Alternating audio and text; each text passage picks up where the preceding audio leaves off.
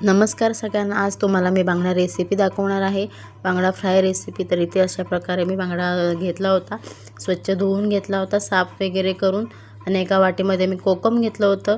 तर एका वाटीमध्ये तिखट मीठ असं एकत्र घेतलं होतं, आणि आता ते मी कोकम त्या माशाला लावणार आहे। 5-10 मिनिटं असं लावून ठेवायचं ते कोकम, किंवा तुमच्याकडे लिंबू असेल तर तुम्ही आवर्जून लिंबू लावा।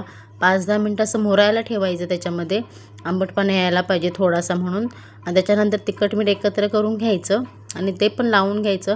5-10 मिनिटं मुरायला ठेवल्यानंतर असा बांगडा फ्राय करायला घ्यायचा, आणि रवा घ्यायचा। तुमच्याकडे जर रवा आवडत नसेल तर असंच मसाल्यामध्ये फ्राय केला तरीही चालेल।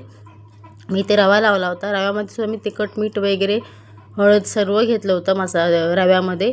तुम्हाला मसाल्याचा आवडत असेल तर मसाल्याचा सुद्धा करू शकता। तर अशा प्रकारे बांगडा फ्राय केला।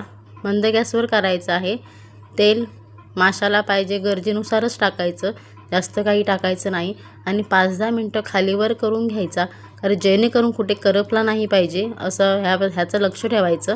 5-10 मिनिटांनी आपण खालीवर करायचा, आणि मस्त असा फ्राय करत खालीवर करून नंतर मग सर्व तेल असतं ते मुरून जातं त्याच्यामध्ये, आणि मस्त असता कुरकुरीत होतो। कुरकुरीत झाल्यानंतर गॅस बंद करायचा, आणि वरून मग आपण कोथिंबीर टाकायची। अशा प्रकारे